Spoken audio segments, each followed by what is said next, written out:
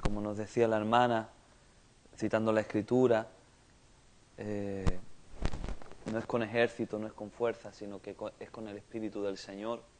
Y es la palabra del Señor la que tiene el poder y la eficacia. Una vez oí la historia, no estoy seguro, pero no voy a decir el nombre para no equivocarme de quién era el predicador, pero en una ocasión en los avivamientos ingleses del siglo XIX, hubo un predicador muy ancianito con unas gafas. Las gafas tienen un nombre que yo no sé si se puede decir aquí, que tienen la lente así de ancha. Nosotros le llamamos con la lente del no sé qué de la botella. Y ya me entendéis, ¿no? A buen entendedor. Y entonces el hombre tenía ahí su bosquejito y estaba leyendo. Y cuando terminó de leer, ¿no?, la porción de la Escritura, y la tenía que leer de muy cerca porque no veía nada, se bajó y veía que estaba todo el mundo tirado en el piso, algunas personas agarradas a la columna, porque la gloria del Señor había descendido tan fuerte que las personas ni siquiera se podían mantener de pie o que se podían mantener sentadas, sino que era el poder de la palabra del Señor. Y es el poder de la palabra lo que cambia las vidas. Es el poder de la palabra lo que transforma las vidas. Es cuando nosotros recibimos y aceptamos la palabra del Señor con fe, es decir, con la confianza de que la palabra va a hacer la obra, de que la palabra haya cabida en nuestras vidas, de que la palabra del Señor es como una semilla que tiene ese potencial, esa capacidad, ese poder de transformar, ese poder de crear, ese poder de renovar, ese poder de hacer todas las cosas nuevas, es lo que se produce en nosotros.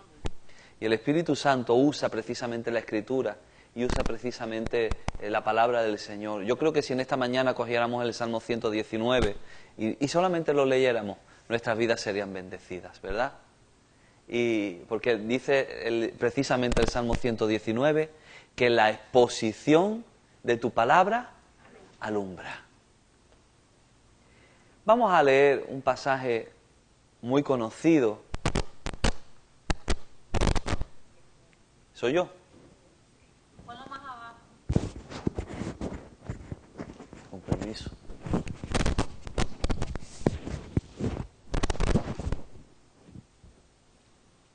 Vamos a leer en el Evangelio de San Lucas. Vamos a leer, es el cable que está un poco tocado. Bueno, voy a intentar, es complicated. Intentar no moverme demasiado entonces, a ver si lo pongo aquí. Vamos a leer en el Evangelio de San Lucas la parábola del hijo pródigo. San Lucas capítulo 15, a partir del versículo 11. 15, versículo 11 en adelante.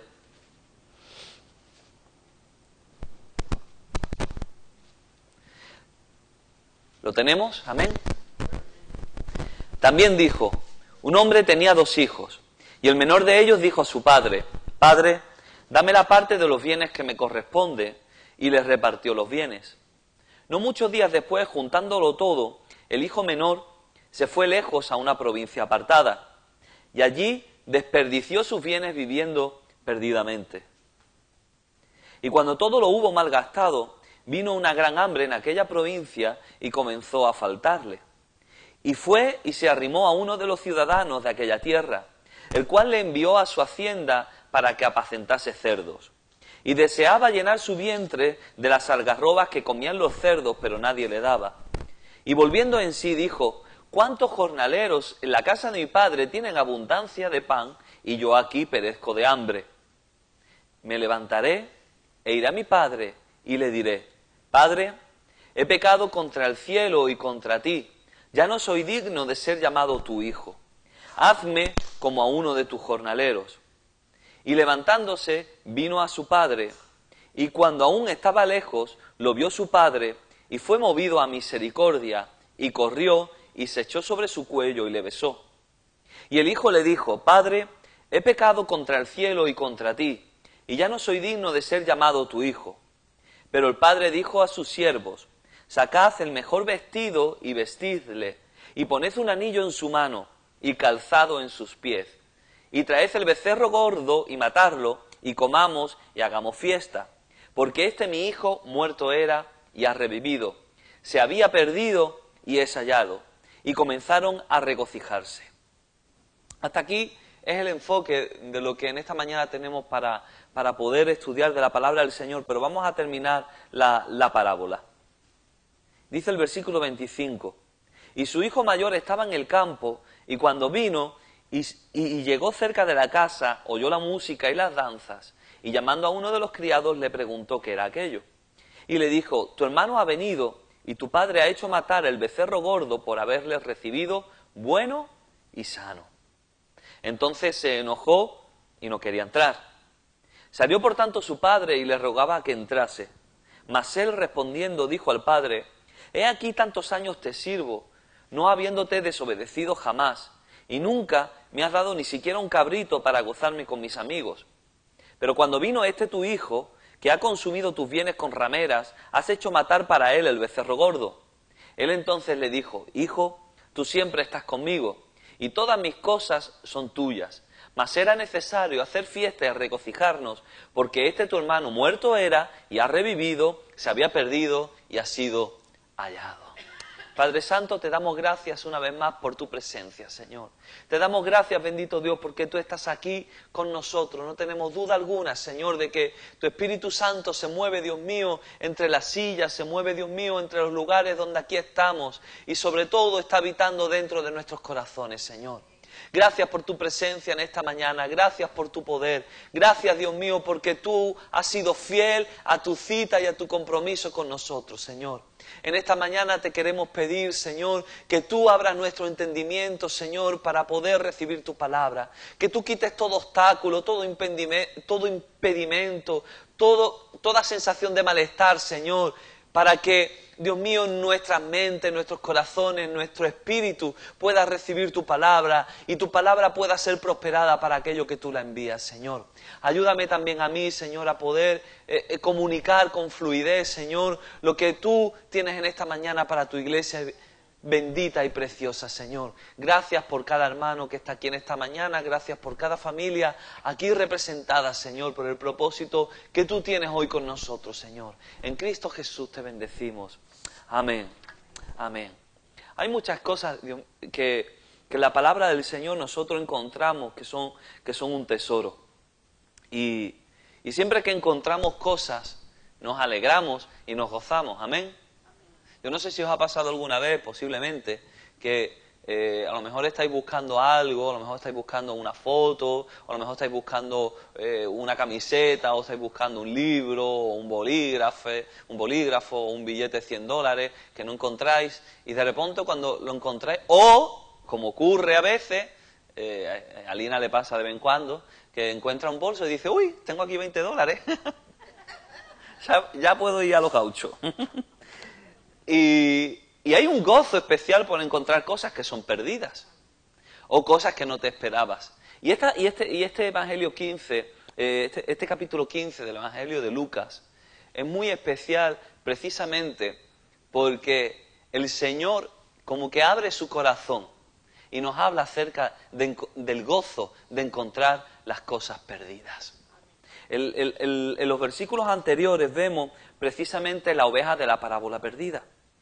Y vemos como el buen pastor se alegra y se regocija y llega un momento en el que él tiene que dejar las 99 y se va a buscar aquella que estaba perdida. Oye, tenía 99, alguna de ellas a lo mejor estaba embarazada y ya tendría alguna ovejita más. Y va a llegar a las 100 pronto, digo yo. Pero no, esa oveja que se había perdido tenía un valor para el pastor.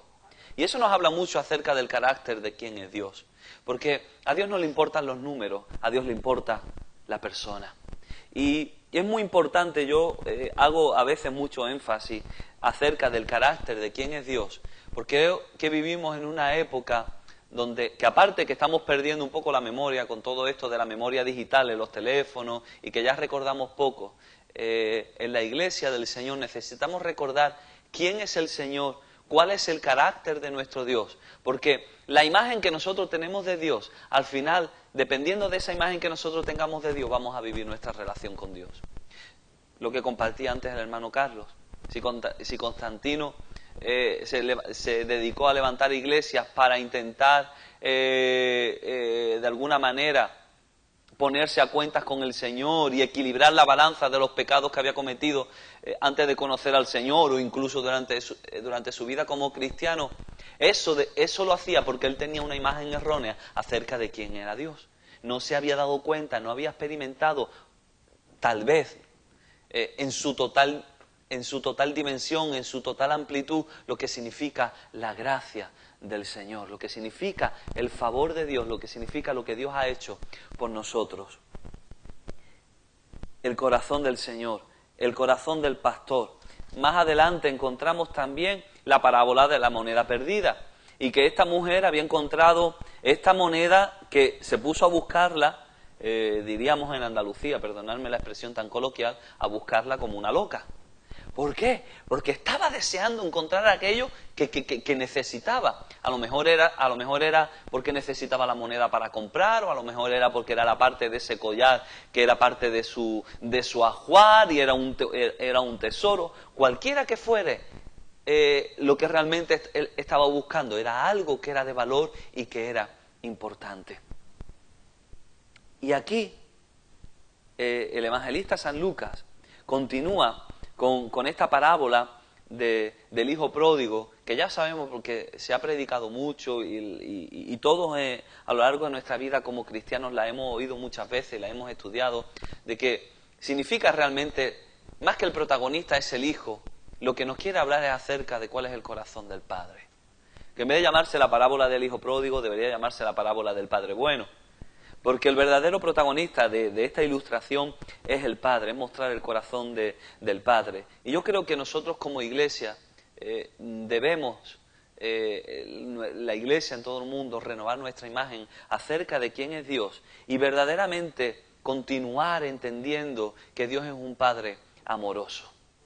Porque, hermanos, el diablo, que no tiene Alzheimer, él sí intenta hacer que nosotros nos olvidemos acerca de quién es Dios. Porque el diablo es padre de mentira. El diablo lo único que puede hacer es asustarnos. Y muchas veces nos olvidamos, muchas veces no queremos darle protagonismo al diablo y no queremos hablar de él, ni queremos mencionarlo. Pero las fuerzas espirituales de maldad son una realidad. Y no vamos ahora a darle un protagonismo y a vivir temiéndole. Pero es una realidad que es vigente y que no podemos ignorar. La Biblia nos exhorta a que no ignoremos sus maquinaciones. Y el diablo lo que intenta es que nosotros, ya que no nos puede quitar la salvación, ya que muchas veces no puede ni siquiera acercarse porque el ángel de Jehová acampa alrededor de quienes le temen y los defiende, es lo que intenta es poner miedo en nuestras vidas. Por eso nosotros, como en la línea de lo que la palabra del Señor nos ha ido ministrando antes en el tiempo de la alabanza, de la palabra profética y demás, no somos de los que nos guiamos por vista, sino de los que nos guiamos por fe. Y en eso incluyen también las emociones. ¿Por qué? Porque si vivimos por el temor nos paraliza. Si vivimos porque hoy me siento bien y feliz, pues nos olvidamos del Señor porque estamos felices. Si nos venimos abajo y nos sentimos mal y no tengo ganas de nada, pues también. Pero nosotros vivimos por la fe, nosotros vivimos por la vista puesta en el Señor, nosotros vivimos agarrados a sus promesas y no le hacemos demasiado caso, solamente el suficiente, pero no demasiado, a todo ese tipo de cosas que quieren venir sobre nuestra vida, porque el diablo toma ventaja a través de ellas. Y él es mentiroso por naturaleza, y eso es lo que intenta. Muchas veces los cristianos no somos conscientes de que el diablo lo que hace es echar una pastilla efervescente en nuestra cabeza. ¿Habéis visto lo que hacen las pastillas efervescentes, no? ¿Alguien se ha tomado una pastilla efervescente alguna vez directamente en la boca? Y aquello se lía, ¿no? Pero si tú coges un vaso de cristal, tú vas a ver lo que ocurre dentro del vaso. Pero nuestra mente no es de cristal. Nuestra mente es un poquito más opaca. El diablo no puede ver lo que nosotros pensamos. pero Él sí puede ver la reacción. De manera que Él tira su pastillita efervescente en un vaso que es opaco, a lo mejor de plástico o de porcelana o de barro, no se ve lo que hay dentro. Él no sabe si hay agua, si no hay agua, si hay mucha agua, si hay poca. Él no sabe qué reacción va a producir. Si hay mucha agua, posiblemente lo efervescente va a empezar a producir burbujitas y al final las burbujitas se van a ir saliendo del vaso y él va a ir viendo que, yo he conseguido que esto haga efecto. Pero nosotros tenemos la mente de Cristo. Por tanto, no nos podemos dejar sembrar nuestra mente, que es nuestro campo de batalla, que es nuestra área de conquista, por lo que el diablo quiera sembrar en nuestras vidas. Por tanto, hay veces que nosotros tenemos que quitar y que tenemos que vaciar nuestra mente de todo eso y traer a nuestra mente el conocimiento de la palabra del Señor.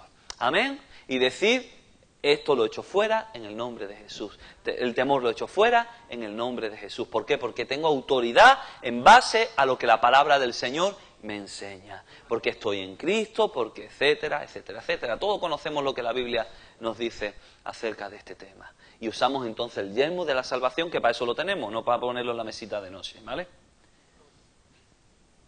Continuamos. Y por eso, hermanos, es muy importante que renovemos nuestro conocimiento de quién es Dios en base a la Escritura. Y a mí me encanta porque en esta parábola del hijo pródigo parece que nunca se acaba. Hay tantas cosas que podemos aprender. Y la palabra del Señor también nos enseña cómo el Padre es un ejemplo de paternidad. Pero, ¿por qué es importante que nosotros aprendamos que Dios es un ejemplo de paternidad, que Dios es el ejemplo por excelencia, que este es el modelo de paternidad, de amor y demás? Aparte de que, porque muchas veces nosotros tenemos distorsionado el modelo de paternidad, porque tenemos una naturaleza que ha sido contaminada por el pecado, porque vivimos en un mundo, en un sistema que está totalmente, que es egoísta, que los modelos han sido deformados. También es porque la Iglesia hoy en día tiene que ser un ejemplo de la paternidad de Dios. La palabra del Señor, un ejemplo de paternidad y un ejemplo de maternidad. La palabra del Señor dice que aunque tu padre y tu madre te dejaran, con todo, ¿qué hará el Señor? Te recogeré. También nos dice, me gusta mucho ese ejemplo, ¿no? Que dice el profeta, ¿no? Que el Señor es como una gallina, ¿no? Que pone bajo sus alas a los polluelos. Y no es que Dios sea una gallina, sino que es una figura, ¿no? Que nos habla acerca de ese cobijo. Cuando nos habla el salmista acerca de las alas de Dios. Oye, qué imagen más tierna, ¿no? Parece que lo estamos viendo, ¿no? Cuando la gallina hace así, sus polluelos están juntitos, está cercano. Esa es la imagen de la maternidad, de la paternidad de nuestro Señor y de nuestro Padre que está en los cielos. Pero ¿qué aprendemos nosotros con todo este ejemplo de la palabra del Señor? Vemos también aquí en esta parábola la libertad. Dice que la ley, dice el apóstol Santiago en el capítulo 21, versículo 25, que la ley perfecta de Dios es la ley de la libertad. Es increíble, porque aquí a lo mejor el hijo pródigo podía haber sido reprendido por el padre. Y el padre le dice, pero tú cómo vas a hacer esto, que va arriba, que va abajo, que me vas a matar de un disgusto, que ya no nos vamos a ver más, que no sé qué. Pero el padre le dio completa libertad. Y Dios nos había podido... A veces yo le digo, Señor, me podías haber hecho un poquito más autómata, ¿no? Pero Dios nos ha hecho completamente libres. Completamente libres. Somos libres, por muy duro que suene, pero somos libres para quedarnos con Él o somos libres para dejarle. ¿Somos libres para servirle o somos libres para ignorarlo completamente? Si Dios no nos ha quitado esa libertad, ¿qué otro ser humano tiene el derecho de poder hacerlo? Pero, hermanos, Dios nos da esa libertad porque el amor de Dios incluye esa libertad y ha sido así desde el principio, desde el huerto del Edén. Esa libertad que Dios nos da porque su amor es incondicional. El amor de Dios es incondicional. No podemos hacer nada para que Dios deje de amarnos. A mí a veces me repatean el estómago de verdad, a veces me molesta mucho cómo veo, oigo mensajes, veo actitudes en algunos lugares, en algunas personas, en las que se intenta empujar a otras para que hagan cosas o para que vivan de una manera determinada. Yo creo que el único que murió por los pecados de una persona es Cristo. Y creo que el único que entregó a su Hijo para rescatarnos ha sido el Señor. Y que no hay otro mediador entre Dios y los hombres, sino Jesucristo hombre. Creo que Dios y que el Padre es quien más interés tiene en que el pecador se arrepienta, sea salvo. Yo creo que nosotros nunca vamos a llegar a ser más justos que Dios, ni más misericordiosos que Dios, ni más amorosos que Dios. Por tanto, nosotros como iglesia tenemos que imitar el corazón de nuestro Padre. Y tenemos que procurar imitar ese amor incondicional de nuestro Padre. Tenemos que procurar darle al Espíritu de Dios la cabida suficiente en nuestra vida para que Él reproduzca el carácter de Cristo en nosotros. Y esto a mí me gusta mucho porque algunas personas dicen que tenemos que reproducir el carácter de Cristo, porque el carácter de Cristo, la santidad, el celo de Cristo en el templo tirando las mesas de los cambistas. Eso es cierto. Pero también estaba el amor de Cristo cuando una prostituta se le presenta y utiliza de la sabiduría y de la astucia y al final se queda solo con la mujer y le dice: mujer, ¿dónde están los que te condenan?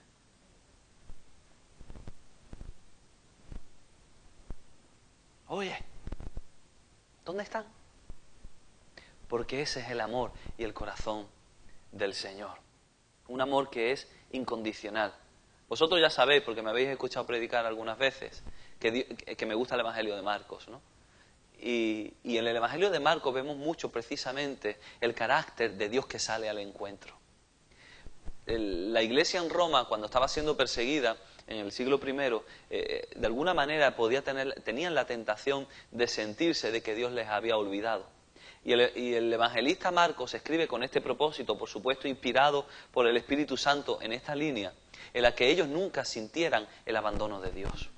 En la que en medio de todas las pruebas ellos podían descubrir que Dios estaba de alguna manera escondido para salir al encuentro del hombre. De la misma manera que es lo que vemos esa humanidad de Cristo a lo largo del Evangelio, que la divinidad de Dios estaba escondida en la humanidad de Cristo. Y vemos el ejemplo máximo de amor, de divinidad, de amor derramado en la humanidad precisamente en la humanidad de Cristo, en la cruz del Calvario. Y vemos aquí que, como dice la canción, el hijo pródigo lo juntó todo y se fue a vivir, como dice la canción, la vida loca. Dice, viviendo perdidamente. Y que cuando ya todo lo gastó, entonces él volvió en sí. Parecía que no estaba dentro de sí mismo, ¿no? Pero dice aquí que él llega y cuando va hasta la casa de su padre, dice el versículo 20, que cuando aún estaba lejos, su padre lo vio. ¿Y por qué el padre lo vio? ¿Perdón? Lo estaba esperando. ¿Dónde lo estaba esperando? El padre, si lo estaba esperando, el padre no sabía cuándo lo iba a esperar. No sabía si el hijo primero no sabía si el hijo iba a volver. Pero el que espera, no desespera. Una cosa es esperar y otra cosa es desesperar. Una cosa es ocuparse y otra cosa es preocuparse. El que espera no desespera, sino que el padre diariamente salía al encuentro de su hijo, esperando que su hijo volviera. Oye, ¿cómo vemos el corazón del Señor? Y precisamente el padre tenía que salir, y no salía fuera de la casa, sino que tenía que salir fuera de la ciudad. Y cuando estuve en Israel, y creo que en Facebook tengo una foto de eso, que vemos, se ve las murallas, al lado de las puertas de la ciudad estaba un lugar donde había unos banquitos, y allí se ponían los ancianos de la ciudad, porque precisamente ellos tenían que eran los ancianos, eran los jueces, y ellos eran, según la costumbre, los que tenían que traer un poco de orden y de paz social. ¿Qué ocurre? Que el padre tenía que salir fuera de la ciudad, porque si los ancianos veían al hijo entrar en la ciudad, tenían que hacer justicia. Y como el hijo le había pedido al padre que le diera los bienes, la parte de la herencia como corresponde, eso en la cultura de aquel tiempo era lo mismo que desearle la muerte. Porque tú la herencia la recibes cuando estás muerto, cuando el que te va a hacer beneficiario muere. De otra manera, si tú le estás diciendo, oye, muérete ya y dame lo que es mío, no es mío. Todavía, oye, que yo estoy vivo todavía, chiquillo. Y no, pero el padre se lo dio. Entonces, era como desearle la muerte al padre. Por tanto, el hijo era digno de muerte. Pero el padre no se aferró a lo malo que el hijo le había hecho. El corazón del padre es perdonar al hijo. El corazón de la paternidad de Dios es poder salir hasta el encuentro para que los jueces no lo mataran, ni hicieran la justicia, sino que el amor y el perdón fueran por delante de la justicia. De manera que el padre le daba su perdón y de esta manera el hijo, que estaba perdido, venía a ser, y ya no era hijo, por su actitud, venía a ser restaurado hasta el lugar de hijo. El hijo ni siquiera quería, vemos que ni siquiera quería ser restaurado a su antiguo lugar, que simplemente él quería tener sus necesidades cubiertas ya.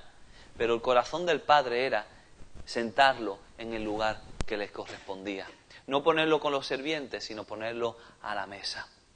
Ese es el corazón del Padre, ese es el corazón del Señor, ese es el reto que el Señor nos establece a nosotros como iglesia, de que tú y yo podamos mostrarle a los demás la misericordia que Dios tiene. Porque, hermano, juicio hay en la calle. La gente ni siquiera quiere hablar de justicia porque la justicia hoy en día está tan asociada a la mala justicia que se está haciendo en el mundo, a la mala política que se está haciendo en el mundo, a la mala praxis que se hace incluso en el nombre de Dios. Si es que en el nombre de Dios se han hecho barbaridades, en el nombre de Dios se han justificado guerras, en el nombre de Dios se han hecho matanzas, en el nombre de Dios la gente se pelea. Todavía recuerdo la cantidad de pedradas y las bandas allí en Reino Unido entre los protestantes y los católicos, porque unos protestantes y los otros católicos. Bueno, pero es que el amor de Dios tiene que estar por encima de todo eso. El amor de Dios tiene que estar por encima de la justicia humana. El amor de Dios y el respeto. Si Dios respeta la libertad del hombre, ¿quién es el hombre para no respetar la libertad de otro igual y de otro hombre?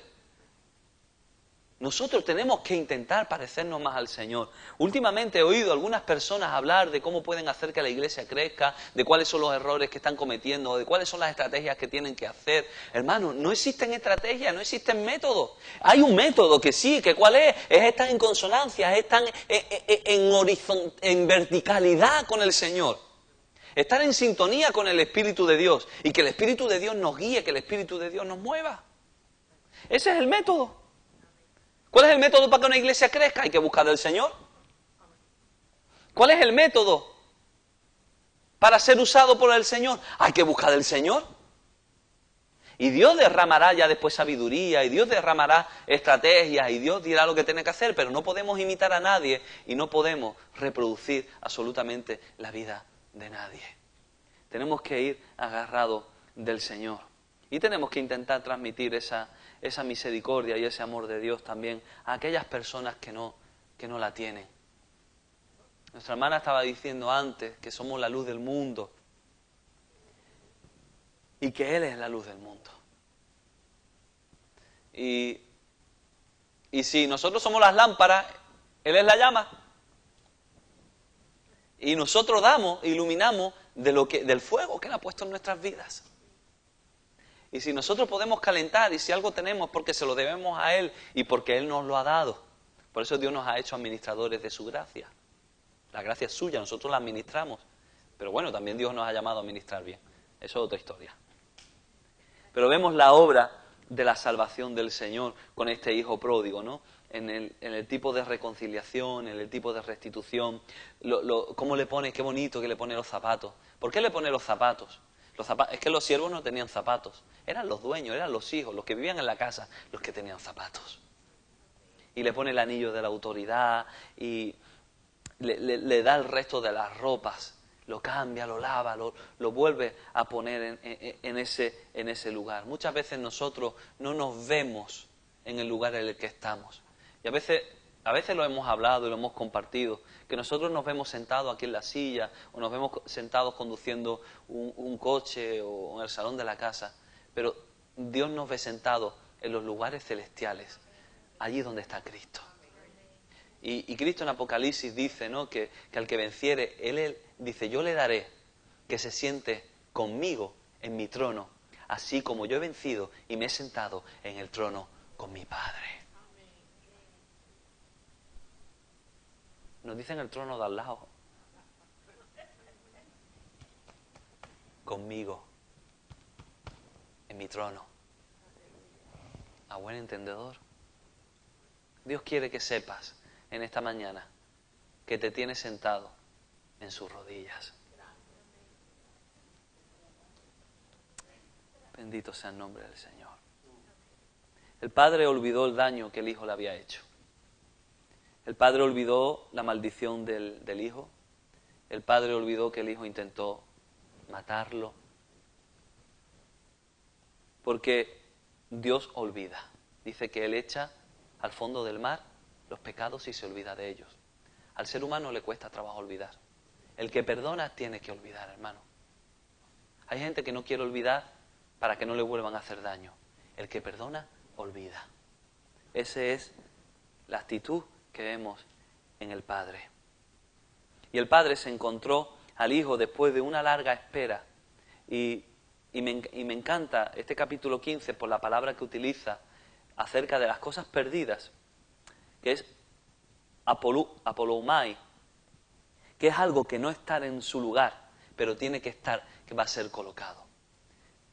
El hijo no había sido matado, la oveja no se había muerto, la dracma no había sido destruida, simplemente estaban en un lugar que no les correspondía. Todos conocemos personas que están en lugares que no les corresponden estar. Y yo sé que el Espíritu del Señor está trayendo personas a nuestros corazones, ¿no?, en este sentido. Pero precisamente ese es el deseo de Dios que está saliendo al encuentro. Ese es el deseo del Señor de usarnos a nosotros como iglesia para poder manifestar su voluntad de colocar a aquellos que no están en su lugar en el lugar que tienen que estar. La oveja con el rebaño, la dracma junto a las otras, el hijo en la casa del Padre. Hay veces también en nuestra vida en las que nosotros tenemos cosas que no están en el lugar que tienen que estar. A veces son nuestras emociones, a veces son nuestras responsabilidades, a veces puede ser que seamos incluso hasta nosotros mismos. Pero eso no significa que estemos perdidos. Eso no significa que estemos destruidos. Eso significa que hay cosas que Dios tiene que poner en su sitio. Vamos a ponernos de pie para acabar.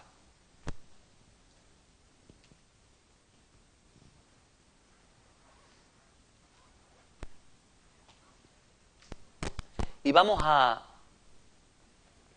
pensar en el gozo de esa mujer cuando encontró la moneda y en la que tuvo que liar cuando invitó a todas sus amigas a decirle que la ha encontrado. Porque no había WhatsApp en esa época, que si no te garantizo que forma un grupo de WhatsApp y mete a todo el mundo. Pero, y empezó a decirlo a uno, a otro y a otro y a otro. Los fariseos seguro que no habían soñado de que Dios fuera de esta manera. Pero para eso vino Cristo, para mostrar verdaderamente cómo es el corazón de Dios Padre. Para eso el Espíritu Santo aplica la palabra del Señor a nuestras vidas y a nuestros corazones, para que nosotros podamos precisamente impregnarnos del amor del Señor. Para eso Dios sale a nuestro encuentro, para eso Dios nos bendice, para que nosotros también bendigamos a los demás, para que nosotros también podamos ser impregnados de su misericordia. Estoy seguro que a ningún a ningún fariseo, de ningún religioso de esta época o de aquella o de cualquier época, no se le ocurriría pensar que Dios buscara amorosa e insistentemente a los pecadores. Pero nosotros creemos en ese amor de Dios, amén. Lo vemos encarnado en Jesucristo, el Hijo de Dios, que como dice el versículo 10, vino a buscar y a salvar lo que se había perdido. ¿Para qué? Para colocarlo en su lugar. Bendito Dios Todopoderoso. Te damos las gracias, Señor. Te damos las gracias porque tu amor nos sobrepasa. Te damos las gracias porque tu amor sobrepasa todo entendimiento. Todo entendimiento. Y ha conquistado nuestra mente y nuestros corazones en Cristo Jesús. Y ahora te rogamos, Señor, que por tu misericordia, que por tu inmenso amor con que nos has amado, Señor, que tu palabra se haga carne en nuestra vida, Señor.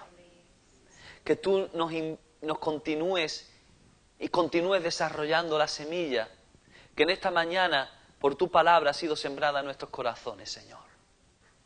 Queremos conocerte más y conocerte mejor.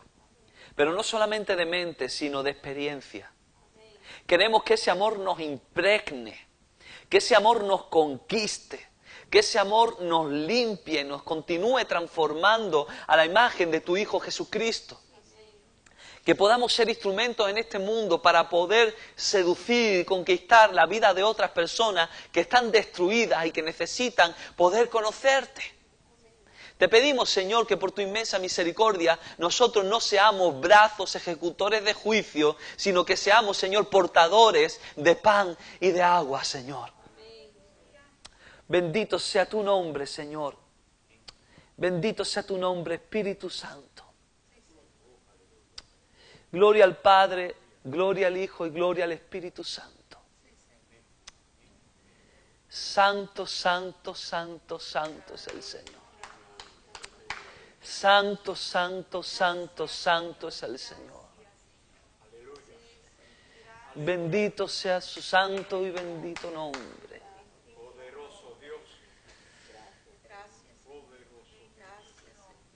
Bendito sea el nombre del Señor. Por la obra de la cruz. Revela la agenda, le veré.